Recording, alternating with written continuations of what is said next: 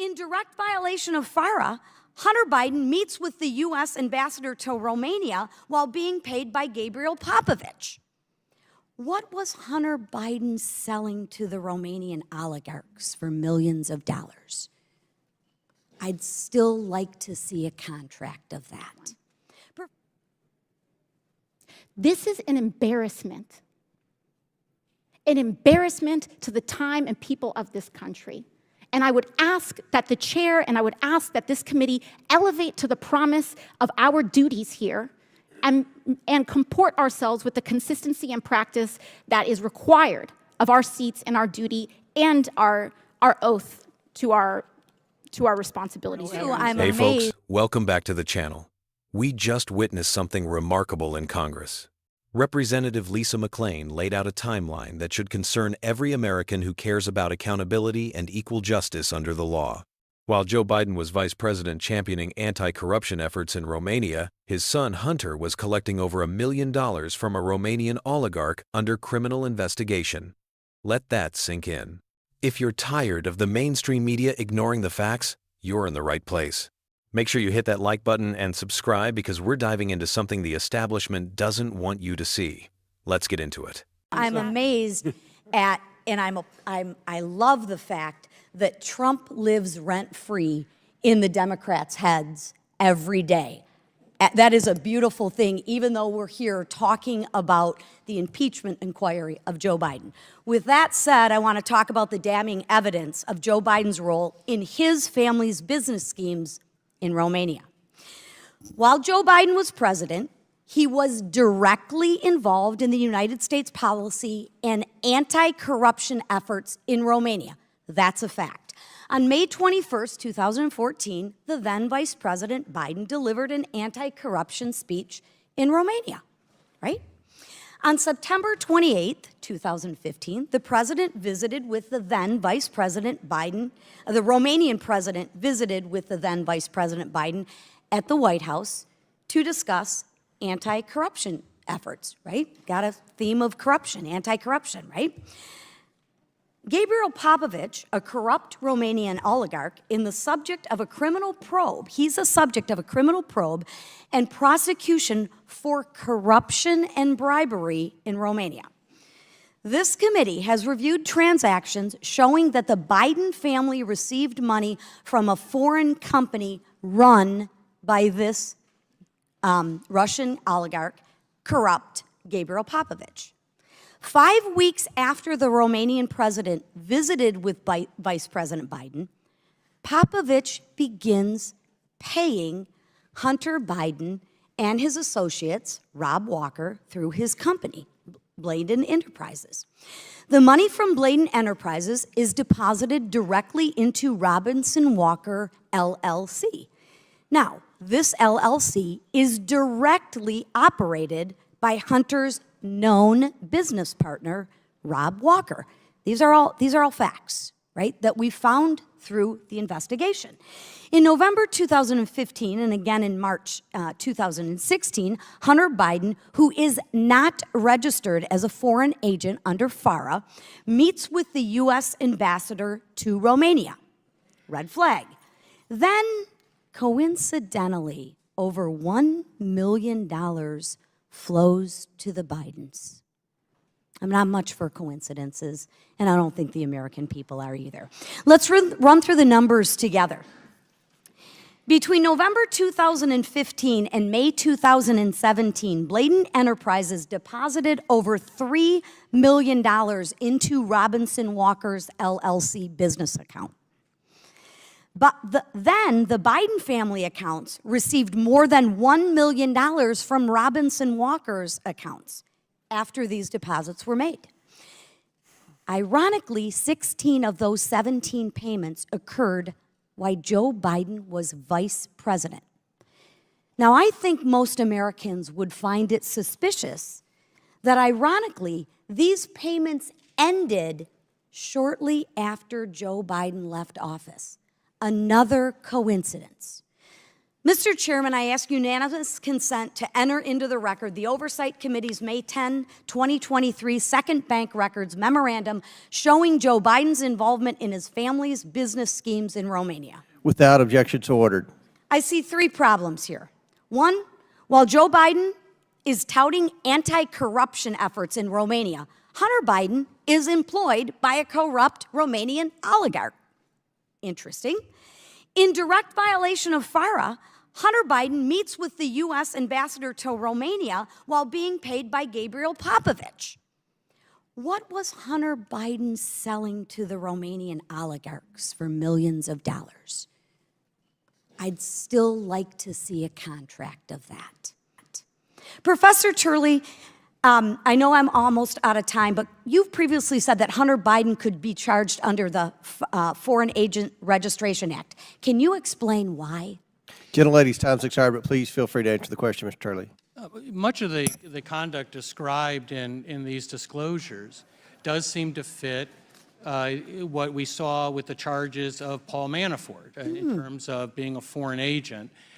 Some of this does appear to be that type of lobbying on the part of Hunter Biden. The failure to register as an agent, of course, helped conceal that, but that's not necessarily the motivation behind it. The question is, should he have registered as a foreign agent during the course of this conduct? And it just seems to me, looking at the Paul Manafort indictment, that there's considerable overlap in terms of the type of actions taken. Perhaps there's a two-tier justice system. With Mr. that, Chairman, I yield back. May I ask you? That moment about privilege and all of this that we're seeing here, it was a very beautiful speech.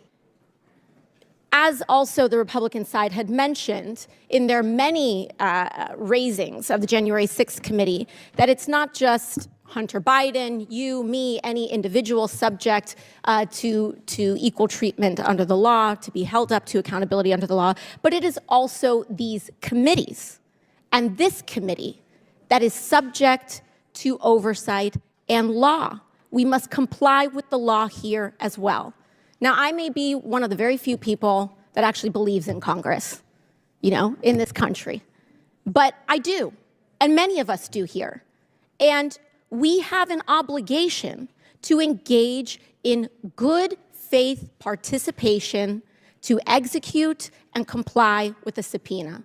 The chairman said in front of the country several times to Hunter Biden, you can show up here in front of the world, in front of the public. Hunter Biden took him up on that offer. He said, I will show up in public. I will show up in public. He showed up here today. He showed up here in the past. And Mr. Chairman, I know you do your best with what you've got, but you've got members here that have submitted falsified evidence to the record. You have members here that have submitted and mischaracterized closed-door hearings, and people want to say back and forth at the end of the day, it doesn't matter what party it's happened from. You've got members who've engaged in revenge porn in this committee. So it is understandable why Hunter Biden would want to testify in front of the public for the American people to be able to witness that testimony for themselves. You've got members who've defied subpoenas. You've got members who we are 1 year into the term asking what the rules are at the beginning of the committee. The book was given to us on day one. And so what we should do is allow the man to testify. I believe in the power of the Oversight Committee. Frankly, I believe in it regardless of whether Republicans or Democrats have the chair, because I believe that this committee should have the power of oversight. And we cannot do that on a partisan basis. And so for that, I implore this committee to allow Hunter Biden to testify publicly. I implore and I ask for that to happen. And we cannot do that by getting engaged in this back and forth on a defiance of the subpoena. Let him comply. Let him do it today. Let him do it tomorrow. But let the man do it. And with that, I yield back to the ranking member. Thank you, Ms. O'Connor. Thank you, Mr. Chairman. A couple of things. First, it was said in this hearing, Mr. Chairman, about you specifically, that you repeatedly said you would give Mr. Biden any opportunity, he could choose which one to come and speak in front of this committee. He could do it by deposition, he could do it by open hearing. It was up to him. The truth of the matter, though, is, members, is that the chairman's words are not binding. Like, no other member's words of Congress are really not binding. The binding article. Point of order. Does the chairman agree with that? Point of order. Does the chairman agree? Are you going to restore my time? Point of order. Just point of order. Does the Okay. chairman agree that the chairman's words are not binding on the committee? That's not a point of order. It has nothing to do with the order of this hearing. Thank you. Can I go back to 4 minutes and 34 seconds? That's where I was before I was interrupted by Mr. Raskin. Yes, reset the Thank clock. you. Thank you. What is binding is the actual written document, the written language in the subpoena, because a subpoena from this committee is also signed off on by the clerk of the House. That is the binding document that matters here. That is what governs. That's number one. Number two, that was said in this hearing. It was said that our witnesses said that there was no basis for an impeachment. But remember, members on the Democrat side. The facts are straightforward. Gabriel Popoviciu, a corrupt Romanian businessman, started paying Hunter Biden and his associates just 5 weeks after the Romanian president met with Vice President Biden at the White House. Between November 2015 and May 2017, over $3 million moved through these accounts, with more than $1 million reaching the Biden family. 16 of those 17 payments happened while Joe Biden held office. The payments stopped when he left. That's not a coincidence, that's a pattern. Here's what really matters. Hunter Biden met with the U.S. ambassador to Romania twice while on Popoviciu's payroll, without registering as a foreign agent. Professor Turley testified this looks exactly like the Paul Manafort case that Democrats championed. Where's the equal application of justice? But here's where it gets even more troubling. When AOC took the floor, she didn't address these facts. Instead, she complained about procedure and claimed there were no first-hand witnesses. Well, whose fault is that? The American people deserve answers about what Hunter was selling for millions of dollars. We still haven't seen a contract. What service did he provide? This isn't about partisan politics.